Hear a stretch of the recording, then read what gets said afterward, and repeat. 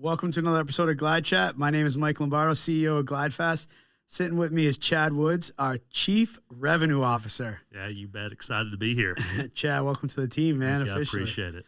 Absolutely appreciate it. So, man, Chad, you are a ServiceNow OG, as they like to say.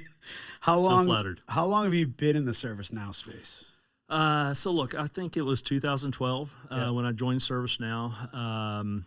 Prior to being at ServiceNow, I was at Microsoft for a long time. Okay. Microsoft was fantastic. I had a lot of fun there. It really taught me how to operationalize my business.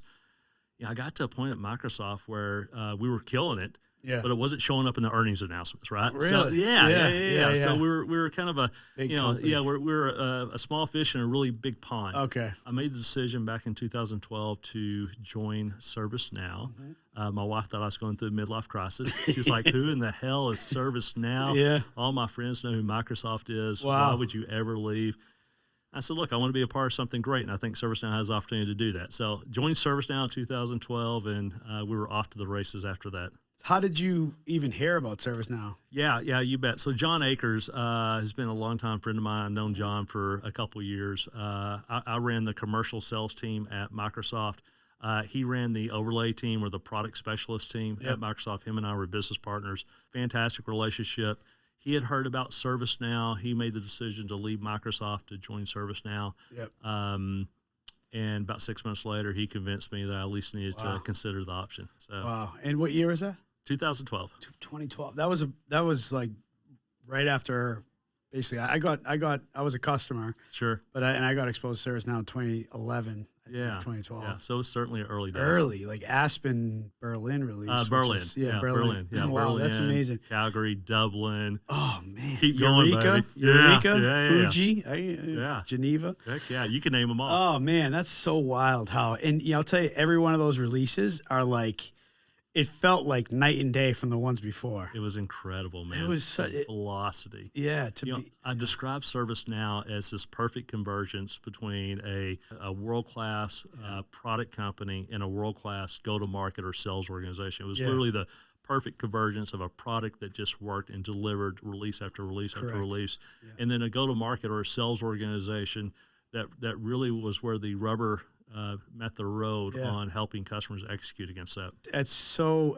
I think we sometimes take it for granted. Yeah. Right. Because I don't know if you know, this early days at GlideFast, one of my ServiceNow customers said, "Hey, we know you don't do Salesforce, but I want you to do it." And I was like, "Okay." It was like literally one of our first customers. So we dipped our toes in the space, and I was like, "All right, I'll give it a shot." Sure. And started looking into it, and the UI. I think it's improved over the years, but the UI was like so outdated, and I started to try to figure out like why was ServiceNow like, because the Aspen Berlin release was one UI, and then they kept upgrading the UI, kept getting better and better, and I was like, why couldn't Salesforce do that?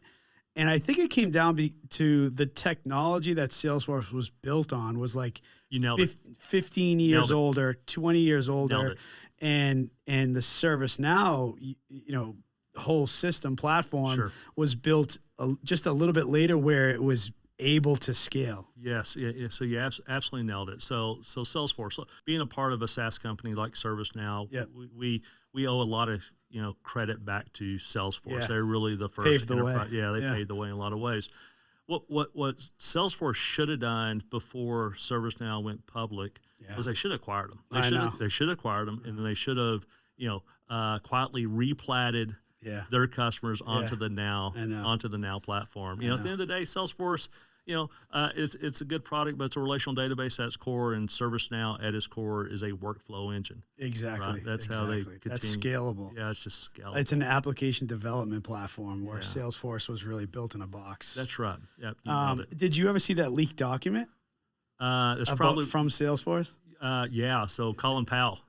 Yes, Colin Powell. They the DNC, right? They hacked the DNC, and they found one slide that for those who don't know had like acquisition targets from Salesforce, and and ServiceNow was one of the main ones. Yes, that's right. That's right. And there was another one there, like I think it was MuleSoft, that actually ended up being an acquisition. You nailed it. Yep. Wow. Wow. So the irony in all that, the person on their board that should know security better than anybody else is Colin Powell, who's he's a great leader of this great country, but he's the one that allowed that to be leaked. So so I saw that. Yeah, I remember seeing that come out, and that's what I love about the ServiceNow space, man. It's just like drama, it's action, it's like everything you want in like life, and I'm not one that keeps business and personal separate for better or worse. It's just everything together. Like last night, I had my daughter at a sales dinner because we went to the Celtics game. I love that.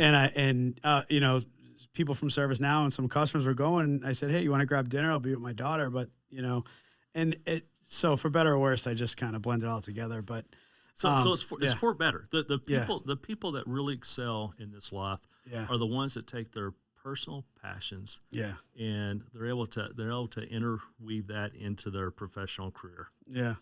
I joke with people from time to time that I got a natural curiosity about people. I'd love to compete, right? My spirit is really just energized by competing. There's a lot of things I could have done, but sales and go to market just really enables me to scratch that itch every single day. I mean, you kind of set the bar. I mean, I've always looked up to you, whether you know it or not, from afar. You're too kind. Yeah, and when I'll tell you, when I met you at that dinner we were just talking about earlier. And just to see like your team around you and just the amount of respect people have for you and the humbleness you had, I was like, I thought at that dinner, I remember thinking like, man, I'd love this guy one day to lead GlideFast. And I just kind of chopped it up to being a pipe dream. But no, I appreciate that. I've been so damn blessed. Just the people I've been surrounded by, God is good. Yeah, he is. Oh my gosh, he is so good. He is absolutely so good. And when I look at the things that we have accomplished as a team, it was because of team. It was the culture that we built.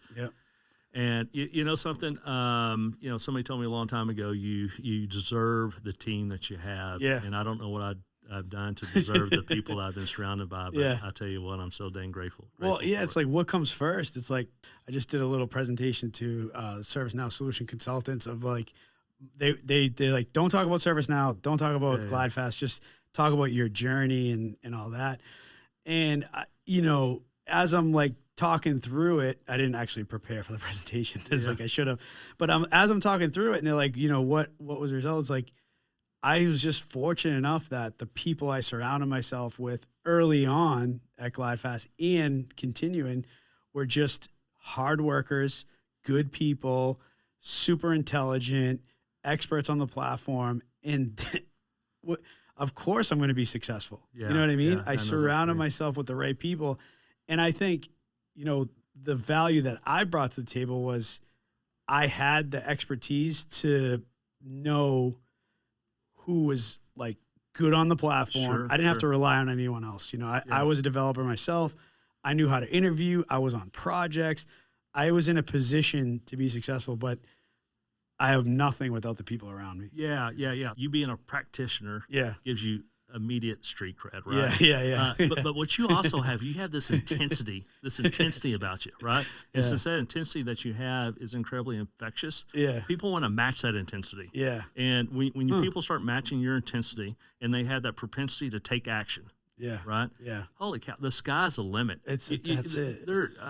Mike, there are so many people that are highly qualified, but they don't have that intensity. They don't have that propensity to take action, and they overanalyze and they overthink. Just do it. And the competitors, they zoom right past them. Man. I know. Yeah. I'm addicted to it, Chad. Like I'm addicted, and it's a good addiction, I guess. Right? It's not like it's not drugs or alcohol. It's I'm addicted to just like I just love GlideFast. I like think about you've been in it since 2012. We're at the forefront of the world's greatest and largest companies transforming their entire business. It's amazing. I mean, it's like it's a once in a lifetime opportunity because it is. Like I don't think ever again all these companies, that have these 20, 30, 40-year-old processes are going to make these investments to modernize and digitize And I don't think they'll need to again in the future, right?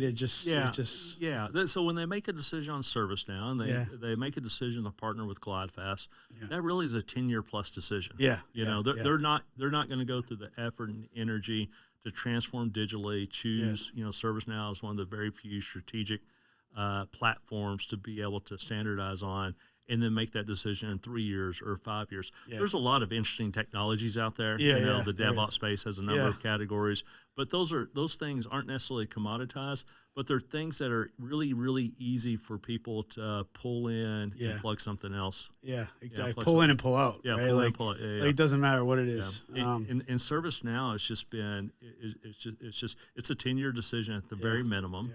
And then ServiceNow, CJ Desai's the most brilliant product leader in the industry by far. Shout out CJ.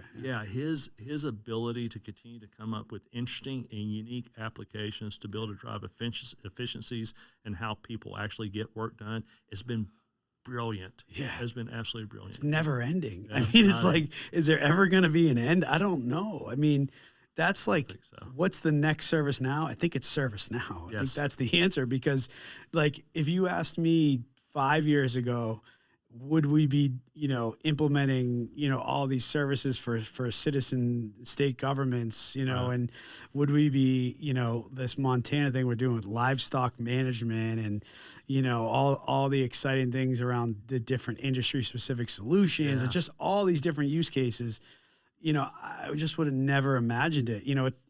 It started literally as incident management, as tickets, and it's just evolved, and I just love that ServiceNow just knows there's such a long roadmap to go. Yeah, no, absolutely.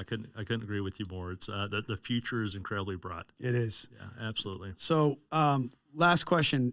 Thanks for joining me, by the way. 100%. I love to give our people looking to be, maybe in your case, sales leaders in the future. Oh, sure. Maybe they're just breaking into their sales career. What's some advice you could give them? How to be a great sales individual and contributor, and then a sales leader. Yeah, there's a lot of really good attributes of a sales leader, in my opinion. Frank Slootman and Dave Snyder used to talk about this blue collar work ethic. Yeah. Right. Whether you went to Ivy League school or went to public schools, you can still take that blue collar work ethic. Right. Yeah. So as a sales leader, your ability to be able to demonstrate day in and day out that you have the willingness to roll up your sleeves.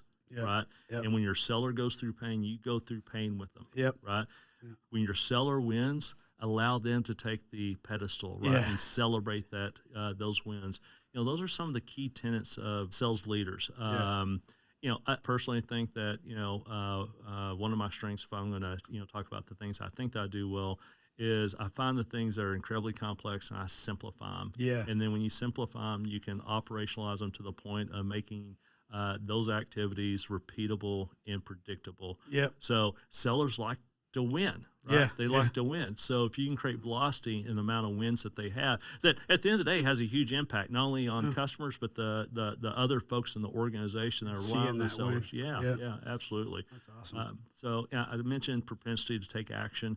I know that when I'm recruiting people, one of the things I'm looking for is that propensity to take action. I don't want people to spend a lot of time overthinking things. Just go, just do it. Yeah. And there's that saying, if you fail soon enough, you have a chance to actually fix it. Yep. Fail, don't do it again, and then try something else, right? Yeah, mistakes are okay. Just try not to do it again. That's right. That's it, and it's awesome. Yeah. All right, Chad, thank you for joining me on GlideChat. I appreciate the opportunity. Yeah, that's awesome. We're going to have a lot of fun. Oh, it's going to be great. I can't wait. Yeah, absolutely. And make sure you guys like and subscribe to us on YouTube, Spotify, and Apple. Thanks, guys. Thanks, Mike. Appreciate it.